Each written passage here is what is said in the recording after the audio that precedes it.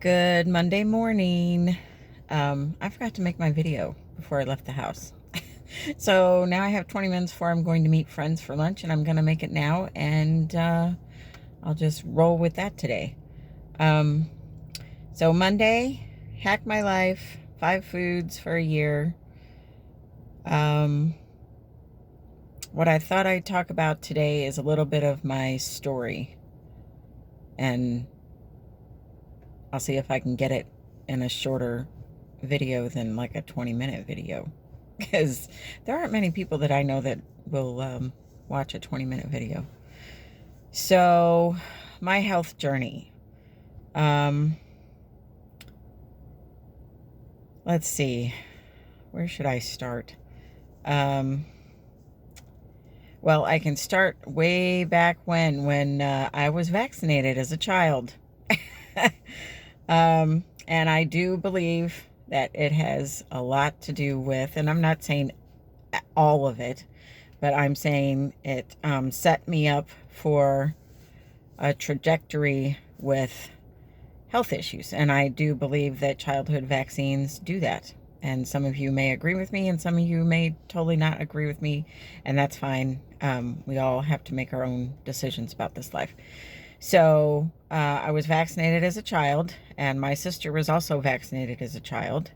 And I'll just talk about that piece for a minute because she passed in 2017 after battling cancer, and she was diagnosed first like in 2000-ish, I'm going to say, with breast cancer. And then it went into remission like it does with a lot of people. And she made changes and whatnot, and then it came back, I think in I'm gonna say maybe 2014, and then she passed in 2017 after having, she was very natural, very, went the holistic route, and finally at the end she was in so much pain, she was like, fine, let's do radiation. And I think it was, and she agreed that the radiation is what killed her in the end. But our immune systems, mine is hypervigilant, and hers was not up to par, could not kick the cancer, could not keep it at bay. So she and I both believe, our family believes, that childhood vaccines start some people on that trajectory. And I'm not saying it's that, 100%. We all know there's many, many, many different circumstances that come into play when you have a health issue. So, there can be stress. There can be, I was a fast food addict for a long time. And that does numbers on you. Stress, having 5 babies. I was pregnant 7 times and had 5 babies in a very short amount of time. I had a husband that lived at home, but he worked on the road. So there was a lot of stress raising kids by myself. And so that all plays into your health picture. So I think it was around 2000, I'm going to say, and this is 2023, so 23 years ago, first diagnosed with Hashimoto's, with hypothyroid.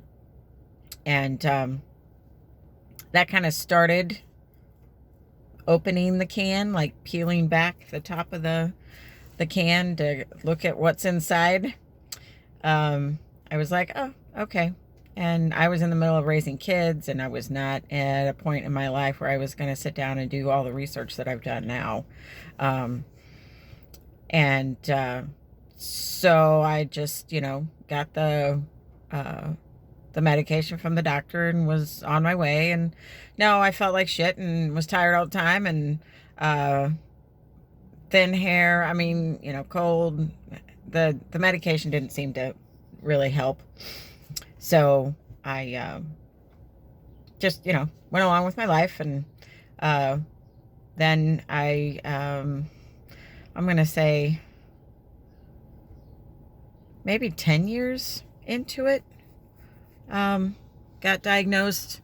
I was like, I need I need some other blood tests done. I know we did a bunch of, because I was tired all the time. Did iron blood tests for iron, see where my iron levels were. All that came back fine. So on we go. I was not a meditator quite then. So I think I was like, okay, maybe we should do the test for the Hashimoto's. And I'm here to say that if anybody out there has thyroid issues and you get diagnosed with hypo or hyperthyroidism, definitely, absolutely demand that you get the test for the Hashimoto's, which is the autoimmune side of the thyroid issue. Because I think most people out there that have thyroid issues have the autoimmune issue as well. And they're just not being tested for it. And it's something you really want to know about, because once you start on the autoimmune cascade, you want to start to do things that are going to reverse that. And it can be reversed. I do not believe any medical doctor that says once you have it, you will always have it. I was diagnosed with the Hashimoto's and I reversed mine probably in 2018. So yeah, my numbers when they first tested me were off the chart. They were over 4,000, if I remember correctly, on the 2 antibody tests. And I was just convinced that I was going to reverse it and figure out what the heck was going on with me.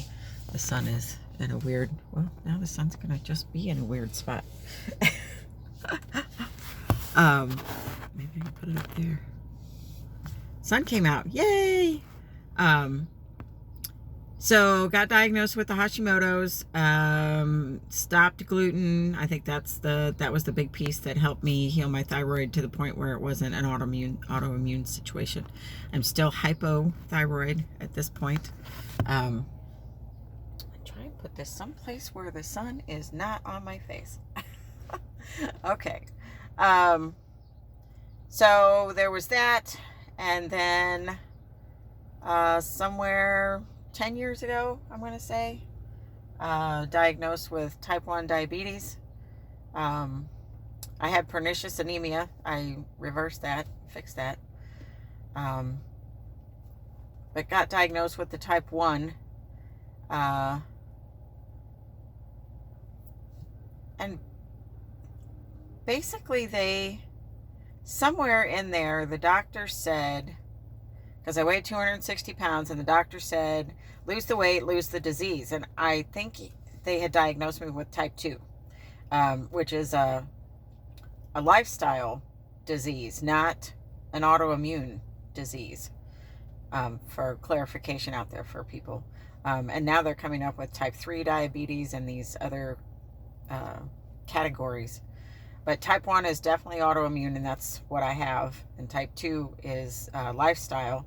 And they never did the antibody tests, my doctor at the time, for the type 1. So they assumed I was type 2, told me I was type 2. They assumed since I weighed as much as I did, it had to have been probably a type 2. And so I started losing weight. And at that point in time, I should have been tested for the type 1. Because that's what I was. And I ended up in the emergency room with diabetic ketoacidosis, and probably was on that trajectory of death. I got down to 113 pounds. I had self-diagnosed myself with MS because I had all the symptoms of MS. But as I found out that diabetic ketoacidosis has a lot of the same symptoms as MS. So it's just been a whole journey of, then I had a car accident in 2008. That's when all my hair fell out. Within 3 weeks, all my hair was gone after that accident. Ear hair, nose hair, body hair, everything fell out, gone. Um, then the dermatologist assumed, because I already had autoimmune issues, that it was alopecia. And I don't think it's alopecia, because in the last 10 years it's come back 3 times and I've lost it 3 times, which there is another one called telogen effluvium, which is due to stress. And I think that's what I have. And I have to clean up my gut. I have leaky gut. I was diagnosed with parasites a few years ago. I've been working with Dr. Doris in Washington here with that issue. And parasites eat iron. So I think I had parasites way long time ago when I was exhausted and went and got that blood work. And they said my iron was fine at the time, but I think the little critters were in there doing their dirty deeds long time ago. Parasites eat iron. So if you're anemic and you are anemic on blood work, please get yourself tested for parasites. There's so much I could share of my journey and what I've been through. But that has led me to this point of, okay, I'm going to heal my body this year. I just am going to. I'm tired of being sick. I'm tired of taking insulin. And I know I'm not dumb.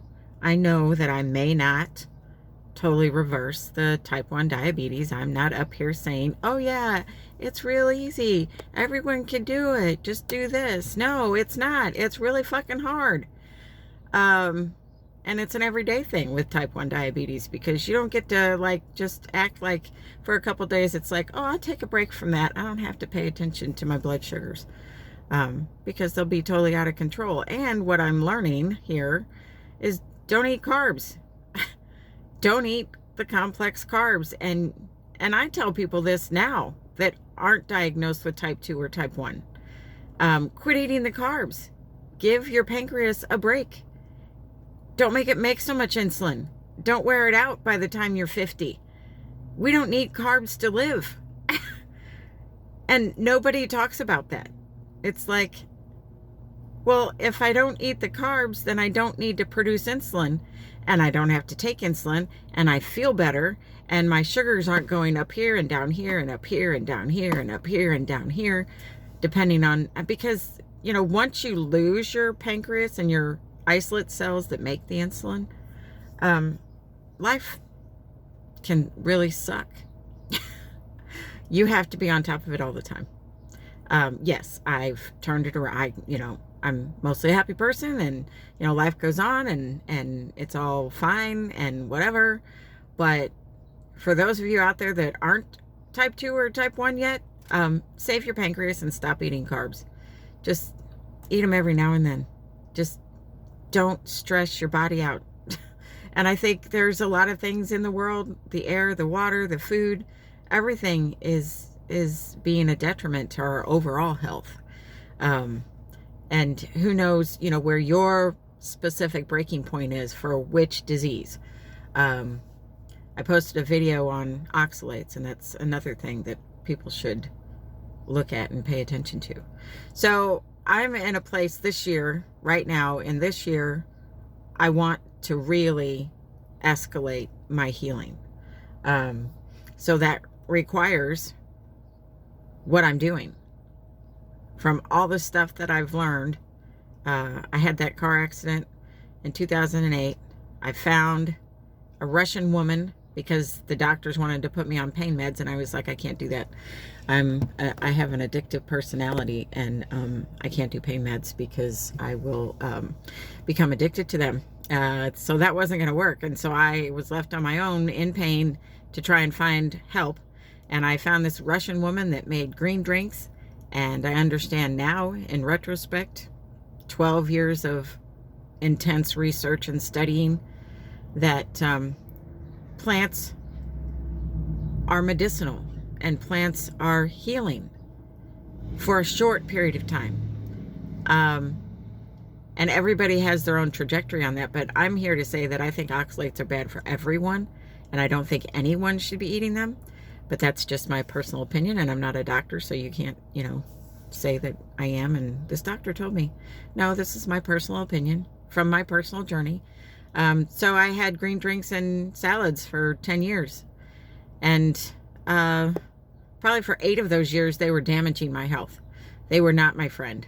And it got to the point where I was certified in plant-based nutrition, and I couldn't let go mentally of the fact that plants are healthy for me, that I needed to be eating them. And my body finally revolted, and it was like I would think about a green drink and I was going to throw up. Like, seriously, my body was rejecting the plants. Like, and then I started to learn about plants and the poisons that plants have, and how we're told in this world how, eat your plants, eat your almonds, eat your spinach, and all that stuff was killing me. And I was trying to do the right thing. I was trying to listen to, and it is complicated when you start listening to everyone about everything. It's hard to find your own trek. And so I started in with the intuition and eating by my intuition. And as I was learning all of this stuff about carnivore and how meat is really healthy and healing, and it's healing for the gut, it's been healing for my gut. Everybody has to be their own guinea pig. I'm not here to tell anyone, you need to absolutely do this and you need to stop that. And I go to muscle testing and kinesiology and my intuitive eating to really figure out. And that's kind of how I came up with these 5 foods for the year. And so that's where I'm at. And that's my journey in a nutshell. And there's so much more in there. But I will leave it at that for now. And this is Monday, and I will see you next Monday. Like, share, subscribe. I always forget those things. Yeah, share this with somebody, anybody. Talk to you later.